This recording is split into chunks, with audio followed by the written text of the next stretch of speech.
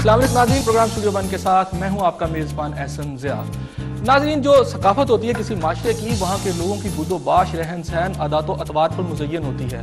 ناظرین، اگر ہم پاکستان کی ثقافت کی طرف نظر دنائیں تو ہمیں نظر آتا ہے کہ ہمارے یہاں کچھ کھیل بھی ہماری قوم کے مزاج میں، ہماری قوم کے عادات و اطوار میں اس طرح پینیٹریٹ کر کے، اس طرح اس کے اندر رچ بس گئے ہیں کہ وہ ایک ثقافت کا حصہ بن چکے ہیں۔ کرکٹ کا کھیل بھی پاکستان کے اندر اسی طرح ہے۔ یہ میں اگر کہوں کہ پاکستان کے اندر شاید ہی کوئی ایسا شخص ہو جو کرکٹ دیکھتا نہ ہو یا اس کا شوق نہ رکھتا ہو، تو میرا خیال ہے یہ بجانا ہوگا۔ پاکستان کے اندر کرکٹ کا کھیل جو ہے پاکستان کے کسی ہر کونے، ہر گلی اور ہر سڑک پر کھیلا جاتا ہے۔ کہنے کی بات یہاں یہ ہے اور سوچنے کی بات یہاں یہ ہے کہ پچھلے کچھ عرصے سے، خاص طور پر میں 9/11 کی بات کروں گا، ایک فری فال ہمارے پاکستان کی سپورٹس میں ایک شروع ہوا ہے، ڈاؤن فال، ایک تنزلی کا عمل ہے۔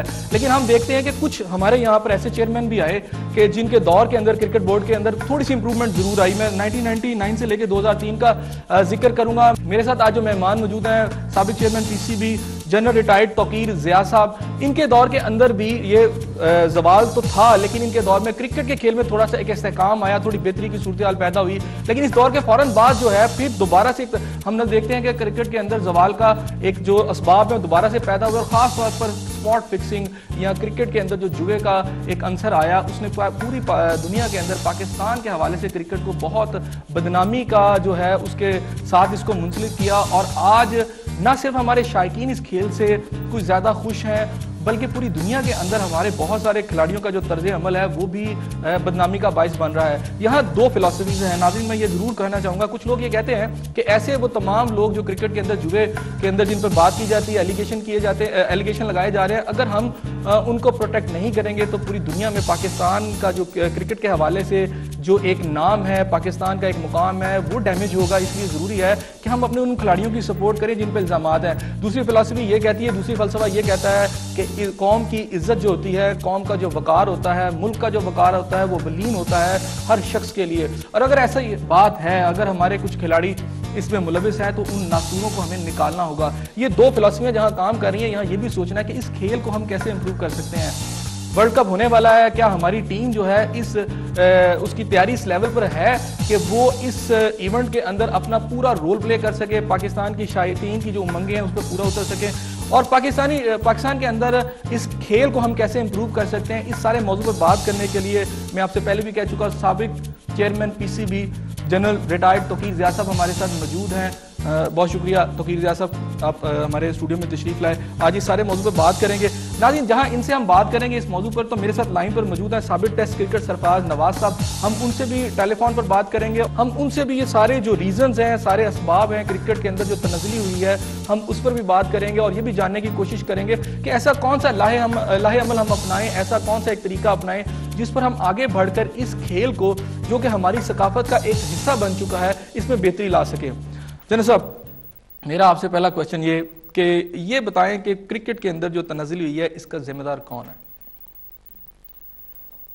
ایسن دو ہی لوگ ذمہ دار ہو سکتے ہیں نا، ایک ایڈمنسٹریشن اور دوسرا پلیئرز۔ ٹھیک۔ اور اگر ایڈمنسٹریشن کا سپرویژن اینڈ مانیٹرنگ اگر اتنی سخت ہو اور وہ اپنی ذمہ داری کو اچھے طریقے سے نبھائیں تو بہت سارے ایلز جو ہیں وہ آپ کی کرکٹ سے ختم ہو سکتے ہیں۔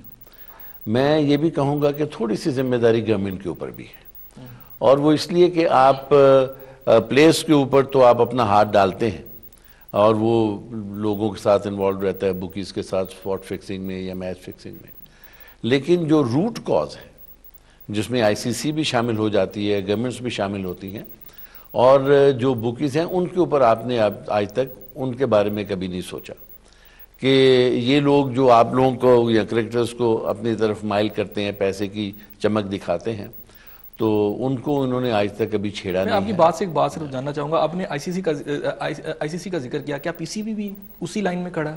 دیکھیں، پی سی بی ایک ریکمنڈیشنز دیتی ہے گورنمنٹ۔ فار ایگزامپل اگر آپ نے بکیز کے اوپر کریک ڈاؤن کرنا ہے، ان کے بزنس کو بند کرنا ہے، تو پی سی بی ان کا بزنس بند نہیں کر سکتی، بند کرے گے آپ کا قانون، آپ کی گورنمنٹ۔ تو ہم نے تو یہ سجیسٹ کیا تھا یہ قیوم کمیشن کی رپورٹ کے بعد کہ یا تو آپ اس کو رجسٹر کر لیں تمام بکیز کو پاکستان میں، تاکہ ایک تو آپ کو ٹیکسز آ جائیں گے، ریونیو جنریٹ ہو جائے گا، دوسرا ان کی مانیٹرنگ آپ کے لیے آسان ہو جائے گی، لیکن یا پھر ان کو کریک ڈاؤن کریں اور ان کا بزنس بند کر دیں. لیکن اس وقت سے لے کر آج تک کبھی گورنمنٹ نے یہ کوئی کام کیا تو نہیں. ٹھیک. اچھا جن صاحب، ابھی آپ نے بات کی بکیز کو کہ آپ نے یہ بھی سجیشن دی کہ ان کو رجسٹر کر لیا جائے. اس کا مطلب یہ ہے کہ آپ بھی یہ سمجھتے ہیں، آپ 4 سال رہے ہیں 1999 سے لے کے 2003 تک، اس کا مطلب یہ ہے کہ پھر ہمارے کرکٹ کے اندر جوا تو موجود ہے نا؟ نہیں، وہ تو آج سے تو موجود نہیں ہے، جب سے کرکٹ شروع ہوئی ہے اس وقت سے موجود ہے. You may take it back to 18th century یا جیسے بھی ہے، لیکن بہت ساری چیزیں جو شروع ہوتی ہیں وہ ٹاس سے شروع ہو جاتی ہیں. جب آصف اقبال کے ٹاس کی جب بات چیت ہوئی تھی. لیکن جوا تو آپ دیکھیں کہ صرف کرکٹ میں نہیں ہے، جوا تو پوری دنیا میں ہر گیم میں ہے، اور میچ فکسنگ بھی ہر گیم میں ہے، چاہے وہ آپ باسکٹ بال دیکھیں، ساکر دیکھیں، ٹینس دیکھیں، کرکٹ دیکھیں. تو یہ چیزیں موجود تو ہیں. جہاں پیسہ ہوگا وہاں کہیں نہ کہیں لالچ آئے گی اور آپ بکنا شروع ہو جائیں گے. ہمارے جو 3 کھلاڑی جو ہیں جو انگلینڈ کے سیریز کے دوران جن پہ اسپاٹ فکسنگ اور میچ فکسنگ کے الزامات لگے، پھر کیا یہ درست ہیں؟ دیکھو احسن، آپ اس کو پورا ایک تجزیہ کریں نا اس کا. اگر یہ کھلاڑی بالکل معصوم ہیں، انہوں نے کبھی کچھ نہیں کیا یا اس وقت کچھ نہیں کیا جبکہ یہ رپورٹ آئی ہے، تو پی سی بی بھی ان کا ساتھ دیتا. آئی سی سی اس طریقے سے ایکٹ نہ کرتا جس طریقے سے وہ ایکٹ کر رہا ہے. اتنی دیر نہ ہوتی، اتنا ڈیلے نہ ہوتا ان کے فیصلوں میں جتنا کہ وہ کر رہا ہے. اس کا مطلب ہے کہ نیوز آف دا ورلڈ نے جس طریقے سے بھی مظہر مجید کو اپنے چنگل میں پکڑا اور باقی چیزیں اس نے گلوائیں، تو اس کا مطلب ہے بہت سارے ثبوت میرے خیال آئی سی سی کے پاس ہیں، اور ان لوگوں کا بچنا میرے خیال میں مشکل ہے. اچھا، یہاں یہ میں جاننے کی کوشش کروں گا، آپ مجھے ضرور چاہوں گا، خواہش بھی ہوگی میری، کہ ایک تو یہ کھلاڑی ہیں، یہ ساری بات اگر جوا ہے تو پھر اس کا مطلب ماضی میں موجود تھا. آپ کے دور کے اندر بھی کچھ کھلاڑی اس میں یقیناً ملوث سے. ماضی کے اندر وسیم اکرم صاحب کے بھائی کا اغوا بھی ہوا، وہ سارا میچ کے حوالے سے پتہ چلا کہ وہ سارا سلسلہ تھا. وسیم اکرم صاحب کا نام بھی آیا، اجاز صاحب کا نام بھی آیا، اور بہت سارے کھلاڑیوں کے نام تھے. لیکن آپ نے بھی اپنے دور میں جب راشد لطیف صاحب بھی سامنے آئے میڈیا کر، انہوں نے اس طرح کی باتیں کی، آپ نے اس کو ریزالو کرنے کی طرف گئے، آپ نے پاکستان کی امیج کو بچانے کی کوشش کی. اس وقت یہ جو فلسفی ہے میں جس کا ذکر کر رہا ہوں، آپ بھی اس طرف چلے گئے کہ پاکستانی کرکٹ کو بچایا جائے، اور اس کی وجہ سے وہ جو لوگ اس میں ملوث تھے وہ سیف ہو گئے، انہوں نے اس کا فائدہ اٹھایا اور وہ سلسلہ پھر چلتا رہا. آپ کیا سمجھتے نہیں ہے کہ آپ سے بھی یہ غلطی ہوئی؟ آپ اگر اس وقت سخت ایکشن لے لیتے تو شاید آج تک یہ جو ایک کڑی چل رہی ہے، ایک لائن چل رہی ہے، رک جاتی کہیں پہ. دیکھو احسن، اگر آپ ہائنڈ سائٹ پہ دیکھیں تو شاید آپ جو کہہ رہے ہیں وہ صحیح ہو، لیکن اگر آپ اس طریقے سے دیکھیں کہ آپ ایک کرکٹ بورڈ کو ٹیک اوور کر رہے ہیں جبکہ یہ آلریڈی کمیشن بیٹھ چکی ہوئی تھی. ٹھیک. قیوم کی کمیشن تو 99 میں بیٹھ چکی ہوئی تھی. میں نے تو ٹیک اوور کیا تو اس وقت قیوم کی کمیشن کام کر رہی تھی. دی انفارچونیٹ پارٹ از کہ وہ اپریل مئی میں قیوم کی کمیشن نے اس رپورٹ کو فائنلائز کیا. ٹھیک. اور وہ انہوں نے ہمیں پیش کر دیا. اب اس میں 2 لڑکوں کو انہوں نے بین کر دیا کرکٹ سے، اور 7 ایسے لڑکے جن کو مختلف طریقے سے انہوں نے فائن کیا، اور ساتھ ہی ان کی کچھ ریکمنڈیشنز تھیں جس میں ایک تھا کہ وسیم اکرم کو آپ کپتان نہیں بنائیں گے، کوئی ایسی پوزیشن نہیں دیں گے، اور دوسرا یہ مشتاق احمد کے بارے میں تھا کہ اس کو کوئی پوزیشن نہیں اور اس کو کلوزلی واچ کریں. تیسرا یہ تھا کہ آپ 3 رکنی کمیٹی ایسی بنائیں پاکستان کرکٹ بورڈ جو لوگ ان ٹیم کے ساتھ ٹریول کریں اور ان کے اوپر نظر رکھیں کہ یہ لوگ کسی اور اس گڑبڑ میں انوالو نہیں ہوتے. ٹھیک ہے. اور اب ان چیزوں کا آپ جیسے جسٹس قیوم ہیں جن کا بڑا نام ہے، بڑے قانون دان ہیں، وہ انہوں نے معلوم نہیں کتنے 800 کے کتنے کھلاڑیوں کو انہوں نے انٹرویوز کیے، جس میں باقی کرکٹرز بھی تھے، سرفراز نواز بھی ہوں گے، ماجد بھی ہوں گے، فلانا بھی ہوں گے. وہ ایک کنکلوژن کے اوپر پہنچے. انہوں نے تمام جو چیزیں ہیں انہوں نے ایک ثبوت دیکھنے تھے.